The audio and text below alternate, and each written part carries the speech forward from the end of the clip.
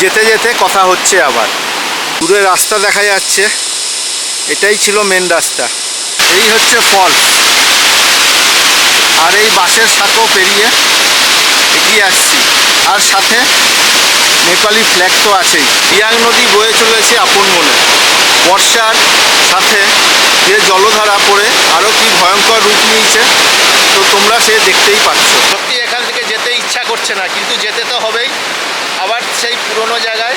বৃষ্টি ভেজা সকালে এত কাছ থেকে মেঘ দেখবো ভাবতেই পারিনি।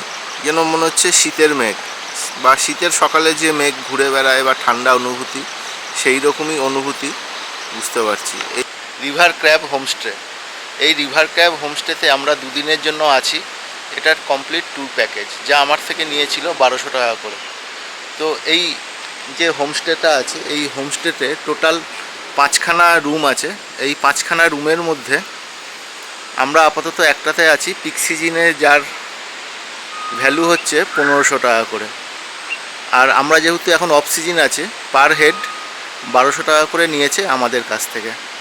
তো ব্রেকফাস্ট করার পরে আমরা যাব এই কাছেই ট্রেকিং করে লেপচা ওয়াটারফল দেখতে। আর তার সাথে বয়ে চলেছে রিয়াং নদী। এখানে যে রিয়াং নদীটা আছে, সিটং এবং যোগীঘাট বা মাংপোকে আলাদা করেছে এই রিয়াং নদী। এই রিয়াং নদীর পাশেই আছে এই ছোট্ট রিভার ক্র্যাব হোমস্টে। যে এখানের হোমস্টের মালিক খুবই অমায়িক। তো তার ডেসক্রিপশান এবং ফোন নাম্বার আমি চ্যানেলে দিয়ে রাখবো, তো তোমরা ওখান থেকে সার্চ করেও চলে আসতে পারো এই রিভার ক্র্যাবের সুন্দর মনোরম পরিবেশ উপভোগ করার জন্য। এই হচ্ছে রিয়াং নদী, যা ভাগ করেছে মংপু আর সিটংকে। এখন আমরা যাচ্ছি লেপচা ফলস দেখতে। আর এই যে দূরে দেখা যাচ্ছে ঝর্ণা, এই ঝর্ণা ক্রস করেই এগিয়ে চলেছি লেপচা ফলসের দিকে। পাহাড়ি ঝর্ণা বর্ষাকালে কি অপরূপ তার শোভা, সত্যিই মনমুগ্ধ করে দেয়। এই জন্যেই তো পাহাড়ে আসা বর্ষাকালে। কত পরিমাণে বরফ গোলা জল বা পাহাড়ি ঝর্ণা বা নদী এসছে বা নিচে নেমে এসছে ওপর থেকে। দূরের পাহাড় দেখো, মেঘ আর আলো আঁধারি আর সূর্যের খেলা। আর তার সাথে রিয়াং নদী বেয়ে চলেছে আপন মনে। অবশেষে দেখা পেলাম লেপচা ফলসে। এই হচ্ছে লেপচা ফলসের শেষের দিক। এইখান থেকেই মিশেছে রিয়াং নদীতে। আর ওই যে জল পেরিয়ে এলাম, জল পেরিয়ে এসে এরকম একটা সাঁকো আছে। এই সাঁকো দিয়ে ওই দূরের রাস্তা চলে গেছে ওপরে লেপচা ফলসের দিকে। দূরে রাস্তা দেখা যাচ্ছে, এটাই ছিল মেন রাস্তা। ওপরে উঠতে উঠতে হাঁপিয়ে গেছি, সেই জন্য গলার ভয়েসটা এরকম শোনাচ্ছে। আর ওই যে দূরে ছোট ছোট অনেক পাহাড়ি বাড়ি দেখা যাচ্ছে। আর আমাদের এগিয়ে যেতে হবে এই রাস্তা ধরে। অবশেষে দেখা পেলাম লেপচা ফলসের বা লেপচা ওয়াটারফল। আর এই বাঁশের সাঁকো দিয়ে আমাদের এগিয়ে যেতে হবে ওপরে। আর আকাশটা তো কালো হয়েই ছিল, তো বৃষ্টি পড়ছে এখন। তো সেই বৃষ্টির ধারায় লেপচা ফলসকে আরও সুন্দর করে তুলেছে। লেপচা ফলসের এই হচ্ছে অরিজিনাল সাউন্ড, তার সাথে বৃষ্টি পড়ছে। দেখো বৃষ্টির জলধারা এই ফলসে গিয়ে আরও কত বিশাল জলের রাশিতে পূর্ণ হয়েছে। হচ্ছে ফলস, আর এই বাঁশের সাঁকো পেরিয়ে এগিয়ে আসছি। কালারটা দেখো কি সুন্দর লাগছে প্রকৃতি বর্ষাকালে। এটা কোনো এডিট করা কালার নয়। আর সাথে নেপালি ফ্ল্যাগ তো আছেই, যা রাস্তাকে আরও রোমাঞ্চিত করে তুলেছে।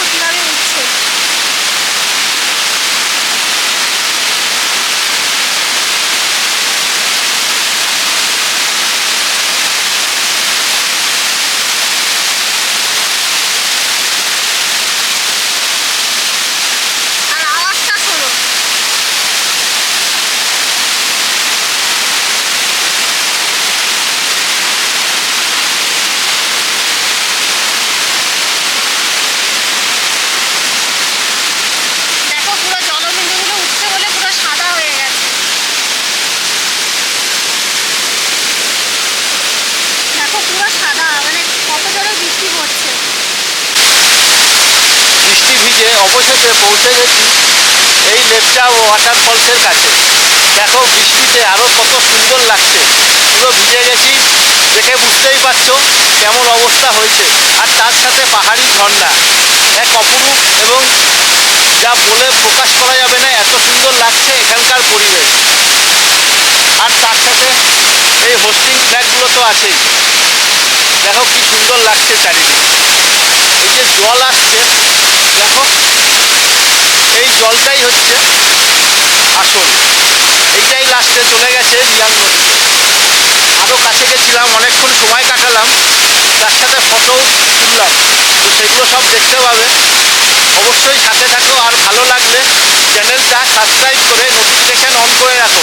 আর এত সুন্দর ফলসের ভিডিও বন্ধু আর আত্মীয় স্বজনের সাথে শেয়ার করে তাদেরকেও দেখার সুযোগ করে দাও। আমরা এখন চলে এসেছি যোগীঘাটে, আর এই হচ্ছে যোগীঘাট ব্রিজ। ব্রিজের সামনে গিয়ে দেখাচ্ছি। তো তোমরা যখন এনজিপি সাইড থেকে এই ব্রিজের এই দিক থেকে আসছো, মংপো হয়ে যোগীঘাট ব্রিজে আসবে, শেয়ার গাড়ি পাওয়া যায়, যেটা আগে বলেছিলাম। আর এই যোগীঘাট ব্রিজ থেকে ডান দিকে হোমস্টের রাস্তাটা, আর এই যে রাস্তাটা আসছে, এই রাস্তাটা আসছে শিটংয়ের দিক থেকে। শিটংয়ের দিক থেকে এলে বাঁদিকে পড়বে। আর যোগীঘাটের এই যে ব্রিজটা আছে, এই ব্রিজ থেকে গেলে মংপোর দিক থেকে এসে যোগীঘাট ব্রিজ হয়ে এলে এই ডান দিকের রাস্তাটা চলে গেছে সোজা রিভার ক্র্যাব হোমস্টের দিকে। যোগীঘাটের এই ব্রিজ ভাগ করেছে শিটং আর মংপোকে। এই যে জল, সেটা একমাত্র বর্ষাকালে এলেই তোমরা দেখতে পাবে। আর এই হচ্ছে সেই রিয়াং নদী। এই রিয়াং নদী ভাগ করেছে শিটং আর মংপোকে। এখন বর্ষা, তো আমরা উপরে লেপচা ফলস থেকে যখন এলাম, তো সেই লেপচা ফলসের জলই এই রিয়াং নদীতে মিশে এই রিয়াং নদী চলে যাচ্ছে আরও অনেক দূরে, আর ওইদিকে গিয়ে মিশছে তিস্তার সাথে।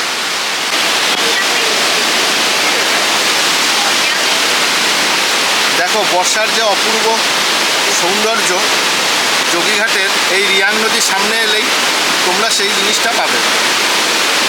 আলাদা অনুভূতি এই বর্ষায়। সত্যিই দেখো বৃষ্টি এখনও পড়ছে, টুরিস্ট তো অবশ্যই আছে, শীত গ্রীষ্ম বর্ষা সবসময় টুরিস্ট আসে। দেখো কি সুন্দর ব্রিজটা, পরিষ্কার পরিচ্ছন্ন। আর নিচে দেখো ওই যে বয়ে চলেছে রিয়াং নদী তার আপন মনে।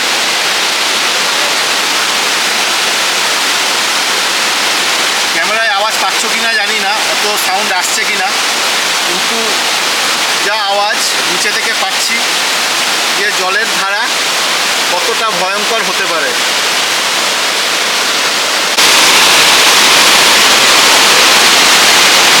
রিয়াং নদী বয়ে চলেছে আপন মনে।